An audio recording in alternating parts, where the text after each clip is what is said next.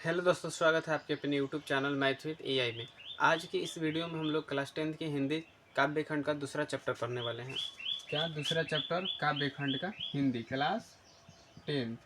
पिछले वीडियो में पहला चैप्टर पढ़े थे जिसका नाम है गुरु नानक के पद। ठीक है ना। काव्य खंड में कौन सा चैप्टर? पहला चैप्टर गुरु नानक के पद। अगर आप लोग वो वीडियो नहीं देखे हैं ना, तो प्लेलिस्ट उसका क्या हुआ, बना हुआ है, जा कर के आप लोग उसको ज़रूर देख लीजिए, क्योंकि वो भी देखना तो आप लोग को ज़रूरी है ना। वो भी देखिएगा, समझ में आएगा बहुत अच्छा से, और ये भी देखिएगा, बहुत अच्छा समझ में आएगा। सबसे पहले हम लोग कवि परिचय इसमें देखेंगे, उसके बाद हम आपको पूरा बुक पढ़ के हिंदी अर्थ बताएंगे और सुनाएंगे भी। ठीक है ना। तो उसको देखिएगा ध्यान से। पहले कवि परिचय जान लेते हैं। ठीक है। कवि परिचय जानने सबसे पहले कि देखिए, चैप्टर के तो नाम जानना जरूरी है ना। चैप्टर पद के रूप में है ना, तो इसमें दिया गया है ना। ऐसे है चैप्टर: प्रेम, आयनी, श्री राधिका, प्रेम, आयनी, श्री राधिका। ठीक है ना। तो ये पहला पद है, और इसी तरह दूसरा पद है करील कुंजन, करील के कुंजन, करील के कुंजन। ठीक है। करील के कुंजन ऊपर वाड़ो,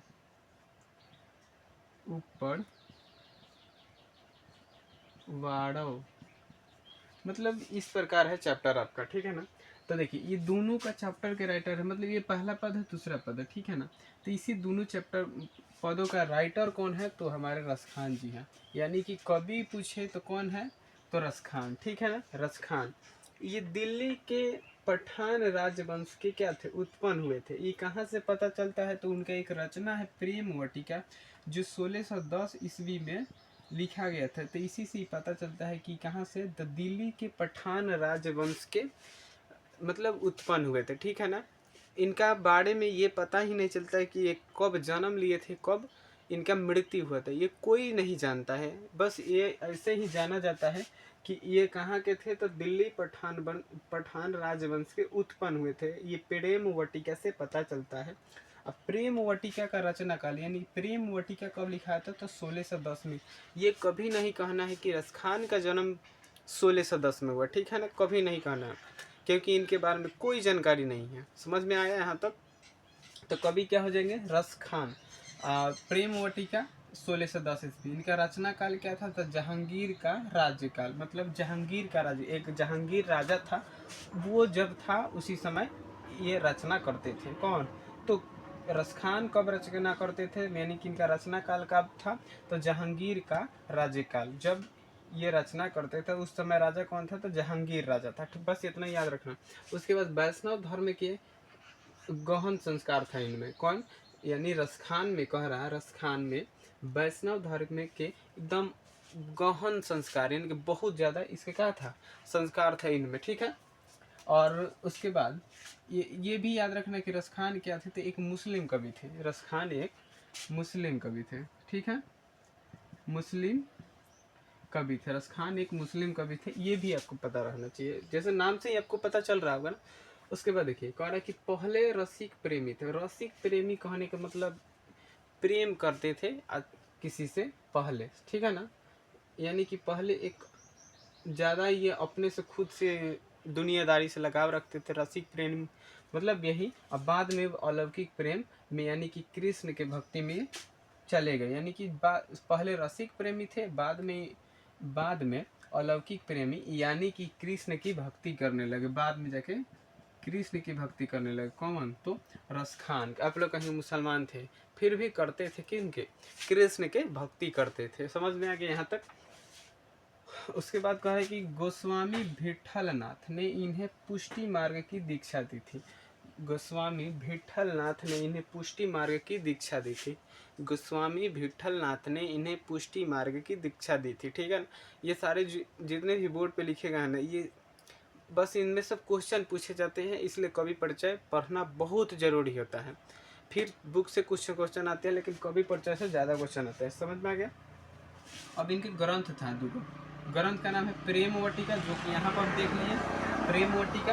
और उसके बाद दूसरा सुजान रसखान, ठीक है, सुजान रसखान। प्रेमवटिका में प्रेम के बारे में चर्चा किए थे। प्रेमवटिका पहला था ना इनका, जिसमें प्रेम के बारे में चर्चा किए थे। समझ में आ गया। दूसरा था सुजान रसखान में कृष्ण के बारे में चर्चा, कृष्ण से यानी जो कृष्ण भक्ति करते थे उन्हीं के बारे में चर्चा किए थे। समझ में आ गया, यहाँ तक कोई दिक्कत नहीं है।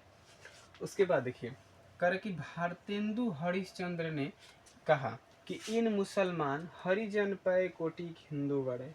कह रहा है कि इन मुसलमान और हरिजन पे करोड़ों हिंदू का है, मतलब एक तरह से कहने का मतलब बराबर है। समझ में आ रहा है कि कह रहा है कि इन मुसलमान हरिजन पे, मतलब इन मुसलमान और हरिजन पर करोड़ों हिंदू मतलब बराबरी है उनके, जो ये बड़ा करते हैं वो भी वो लोग करते हैं, यानी कि दोनों क्या है, बराबर हैं।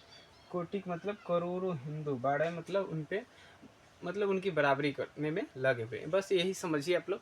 तो शुरू से समझेंगे कि कवि रसखान दिल्ली पठान राजवंश के उत्पन्न थे। कहाँ से पता चला? तब प्रेमवटिका उनकी रचना था, जो उसके रचना काल 1610 ईस्वी, रचना काल जहांगीर का रचना काल था जब ये रचना करते थे। वैष्णव धर्म की गहन संस्कार इनके अंदर था। उसके बाद कह रहे कि पहले रसिक प्रेमी थे। रसिक प्रेमी कहने का मतलब भगवान की भक्ति कम, मतलब भगवान कहने का मतलब बाद में एकदम लीन हो जाना, किस में, कृष्ण में। पहले लीन कम थे, बस यही इतना ही चाहता, समझने की कोई जरूरत मतलब समझ में आना चाहिए सिर्फ। कह रहे कि गोस्वामी विट्ठलनाथ ने इन्हें पुष्टि मार्ग की दीक्षा दी थी। पुष्टि मार्ग ग्रंथ इनके प्रेमवटिका और सुजान रसखान। प्रेमवटिका और सुजान रसखान। प्रेमवटिका में प्रेम के बारे में और सुजान रसखान में कृष्ण भक्ति। उसके बाद भारतेंदु हरिश्चंद्र ने कहा कि इन मुसलमानों पे कोटिक हिंदू वाड़र, मतलब यहाँ तक तो आपको कवि परिचय में कोई दिक्कत नहीं है। समझ में आ रहा ना? कवि परिचय अगर आपके पास बुक है तो इसको पढ़ सकते हैं, क्योंकि जो चीज़ें ज़रूरत था वो हमने बोर्ड पे लिखा है, ठीक है। अगर आपको लगता है कि ये चीज़ें छूट गया है तो आप बुक से पढ़ के मेंटेन कर सकते हैं, ठीक है ना, क्योंकि उसमें तो वो सारी चीज़ें हिंदी में लिखा है, तो आपको उस समझने में कोई दिक्कत तो है नहीं, ठीक है ना, समझने में कोई दिक्कत नहीं। लेकिन ये चैप्टर वा के अंदर समझना है तो उसको तो हम समझे भी करेंगे, ठीक है। अगर वीडियो अच्छा लग रहा है तो चैनल को सब्सक्राइब और वीडियो को एक लाइक ज़रूर कर दीजिएगा, और अपने दोस्तों में भी शेयर कीजिएगा अगर उनको हिंदी मतलब काव्य खंड पढ़ने में दिक्कत होती है तो। बस ठीक है, सभी को लगता है हिंदी आसान है, तो यहाँ से देखिए चैप्टर यहाँ से स्टार्ट है। जैसे ये आपको देखने को मिलेगा, ये वाला यही है ना आपका प्रेमयिनी श्री राधिका, ठीक है। तो इसको हम लोग पूरा अच्छे से समझेंगे। बस कवि परिचय खत्म हुआ, इसको हम लोग समझते हैं। सबसे पहला पद है प्रेमयिनी श्री राधिका, उसको समझेंगे। और हो सकता है आपके पास सामने अगर बुक होगा तो और अच्छा रहेगा आपके लिए, ठीक है। तो देखिए कह रहा है कि प्रेमयिनी श्री राधिका प्रेम बरन नंदन। कह रहा है कि प्रेम की रूप है राधिका। एक एक वर्ड को हम लिख देते हैं, हो सकता है तो। प्रेम की रूप है कौन? राधा, ठीक, प्रेम की रूप है राधा।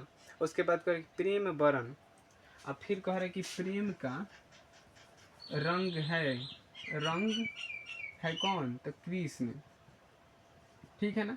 मतलब कह रहे कि प्रेम का रूप है राधा, ठीक है, और प्रेम का रंग है कौन? तो कृष्ण, ठीक। मतलब राधा और कृष्ण के बारे में इस चैप्टर में चर्चा किया गया है। तो पहला लाइन यही कहता है कि प्रेम के रूप है राधा और प्रेम का रंग है कृष्ण। उसके बाद कह कि प्रेम वटिका के दो माली मालिन द्वंद्व। कह रहा है कि प्रेम वटिका जैसे मान लीजिए जंगल, फूलों की वटिका होता है ना, वाटिका मतलब बगीचा, मतलब फूलों का बगीचा होता है ना, बगीचा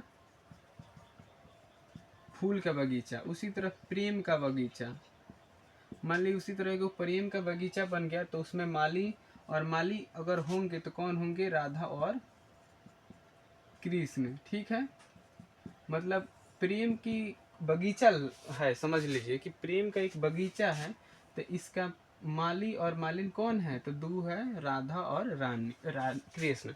कह रहे कि प्रेम वाटिका के दो माली मालिन द्वंद्व, मतलब कह रहे कि प्रेम वाटिका के दो गो माली मालिन है, जो उनका नाम क्या है? राधा और कृष्ण है। समझ में आ रहा है यहाँ तक? क्लियर आपको? ठीक है। उसके बाद देखिए तीसरा उनका मोहन छवि रसखानी लखी अब दृग अपने नहीं। कह रहा है कि मोहन की छवि, मोहन मतलब कौन, कृष्ण, मोहन मतलब कृष्ण होता है, ठीक है। मोहन की छवि रसखान लखी मतलब उनके नयन से, उनके आँखों से दूर नहीं जाता है। किनकी आँखों से, तो रसखान की आँखों से कृष्ण की छवि कभी दूर नहीं जाता है, बस यही कह रहे हैं। मतलब ये कृष्ण से इतना प्रेम यानी कि उनकी भक्ति इतना करते थे कि उनके बारे में इन्होंने रचना किया है, ठीक है।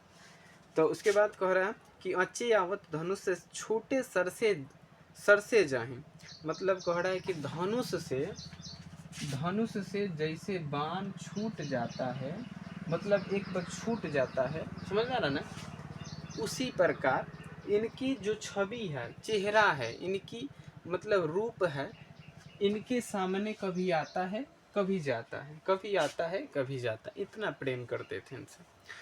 उसके बाद कह रहे कि मोह मन मनिक लय गए चित चोर नंद के नंद। कह रहे कि मेरा मन, कौन, रसखान कह रहा है कि मेरा मन चुरा के ले गए चित्तचोर नंद के नंद। नंद के नंद कहने का मतलब कृष्ण को भी नंद कहा जाता है, ध्यान से देखिएगा कि कृष्ण को भी नंद कहा जाता है और इनके पिता को भी नंद कहा जाता है। नंद यानी कि नंद के नंद, यानी कि कृष्ण के पिता इनके बेटे, यानी कि नंद के नंद कौन है, कृष्ण है। तो इन्होंने कहा कि रसखान के मन को चुरा लिए हैं। कौन कह रहा है, तो रसखान कह रहा है कि मोह मन मनिक ले गए चितय चोर नंद नंद। कह रहे कि मेरा मन चुरा के ले गए कौन, नंद के नंद यानी कि कृष्ण, ठीक है। उसके बाद कह रहे कि अब बेमन मैं क्या करूं परी फेर के फंद। अब कह रहा है रसखान की बिना मन के मैं क्या करूं, फेर में पड़ गया हूं, ठीक है। बिना मन के मैं क्या करूंगा, फेर में पड़ गया हूं। कह रहे कि प्रीतम नंद किशोर जा दिन तय नयन लागयो। कह रहा कि प्रीतम मतलब कृष्ण को ही कहा गया है प्रीतम, मतलब जितने भी इसमें नाम बताए गए हैं सभी किसको कहा गया है, तो कृष्ण को ही कहा गया है। कृष्ण मतलब इसमें जितना भी नाम आएगा ना आपके सामने सभी कृष्ण के लिए ही लिखा गया है। तो कह रहा है कि प्रीतम नंद किशोर जा दिन तय नैनी लागयो। कह रहा है कि आपसे है, मतलब कृष्ण से इतना नयन लग गया, मतलब इतना मन लग गया है ना, मेरा मन उनमें क्या हो गया, इतना घुल गया है ना, मतलब इतना उनसे क्या हो गया, दिनों रात उन्हीं की छवि मेरे आँखों के सामने दिखाई देती है। कही कि मन पावन चित चोर पलक उठ नहीं करी सको। कह रहा है कि मैं, ऐसा लगता है, मान लीजिए कि ये क्या है, कृष्ण है, कृष्ण है, तो ऐसा रसखान बोल रहे हैं कि मैं आपको हमेशा क्या करूं, देखते रहूं, पलक भी ना झपकाऊं, मतलब पलक को भी बंद ना करूं, पलक उठ नहीं मतलब पलक भी ना झपकाना, यानी कि एकदम देखते रहना आँख खोल के। मैं ये चाहता हूं कि मैं आपको हमेशा देखते रहूं, पलक को भी ना झपकाऊं। कौन कह रहा है, तो रसखान कह रहा है। तो उम्मीद है कि आपको पहला पद समझ में आ गया होगा। समझ में आ गया, अगर वो नहीं समझ में आया तो थोड़ा सा वीडियो को पीछे कीजिए, फिर से देखिए, समझ में आ जाएगा, ठीक है। उसके बाद दूसरा पद है आपका, दूसरा पद यहाँ पे लिखे थे ना कि करील कुंजन, करील के कुंजन ऊपर 12, मतलब अब पहला पद खत्म हो गया तो दूसरा पद पढ़ने वाले हम लोग। दूसरा पद में कह रहा है कि या लकुटी अरु कमरिया पर राज तिहुपुर की तजी डराओ। कह रहा है कि कृष्ण की एक लाठी, जो कृष्ण थे पहले गाय चराते थे ना, तो गाय चराने में एक लाठी की ज़रूरत पड़ेगी, और उधर कहीं गाय छोड़ दिए चर रही है, और एक चादर की ज़रूरत पड़ेगी जहां हम आराम से बैठ करके गाय को देखते रहें। तो कह रहे हैं कि एक लाठी पर, यानी कि एक लाठी या कंबल मतलब कह रहा है कि कृष्ण की अगर एक लाठी और कंबल मिल जाए मुझे, तो मैं तीनों लोगों, यानी तीनों लोगों की राज को त्याग सकता हूँ। कौन कह रहा है, तो रसखान कह रहा है कि अगर मुझे कृष्ण की लाठी और कंबल मिल जाए तो मैं पूरे तीनों लोक की राज को मैं क्या कर सकता हूँ, त्याग सकता हूँ। तजी डराओ मतलब त्याग सकता हूँ, मतलब उसमें कोई डर नहीं है मुझे कि मैं इस राज को त्याग रहा हूँ। कह रहे हैं यही रस खान की अगर मुझे लाठी और कंबल मिल जाता है तो मैं पूरी तीनों लोग को राज को त्याग सकता हूँ, सुख को। दूसरा लाइन इसी में कह रहा है कि आठों सीधी नवो निधि को सुख नंद की गाय चराई बिसारो। कह रहा है कि मैं आठों सीधी और नवो निधि को सुख को त्याग सकता हूँ अगर कृष्ण की गाय चराने को हमें मिलता है। कह रहा है कि अगर गाय कृष्ण की चरानी है तो मैं आठों सीधी और नवो निधि के सुख को त्याग दूंगा। मतलब विसारना मतलब त्याग देना। कह रहे कि आठों सीधी नवो निधि को सुख नंद की गाय चराई विसारो। कह रहा कि नंद की गाय, नंद मतलब कृष्ण की गाय चराने में आठों सीधी और नवो निधि की सुख को मैं त्याग सकता हूँ। और अगला कह रहे हैं कि रसखानी कबो इन आखिन सौ बरस के बनबाग तराग निहारो। कह रहे कि रसखानी कबो इन आखिन 100 बरस के बनबाग तराग निहार।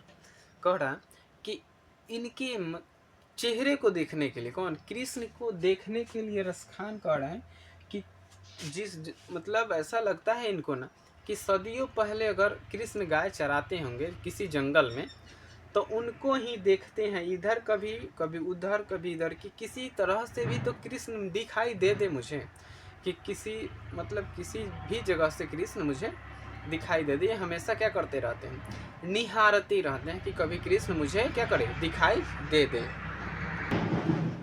देखिए उसके बाद कह रहा है कि कोटि करौ काल धौत के धाम करील के कुंजन ऊपर। कह रहा है कि सोना चांदी का मैं सुख त्याग सकता हूँ आपके लिए। कौन, रसखान कह रहा है कि कृष्ण के लिए मैं सोने चांदी जैसी वस्तुओं का भी सुख त्याग दूंगा। रसखान कह रहे हैं इतना प्रेम करते थे रसखान, किससे, तो कृष्ण से। तो उम्मीद है कि दोनों पद आपको पूरे दिमाग में फिट हो गया। अगर नहीं है तो दोबारा वीडियो जरूर देख लीजिएगा, स्पीड बढ़ा करके, गारंटी समझ में आ जाएगा और इस चैप्टर से एक भी क्वेश्चन नहीं छूटेगा। तो मिलते हैं अगले वीडियो में। अगर वीडियो अच्छा लगे तो लाइक करिएगा और चैनल को सब्सक्राइब जरूर कर दीजिएगा।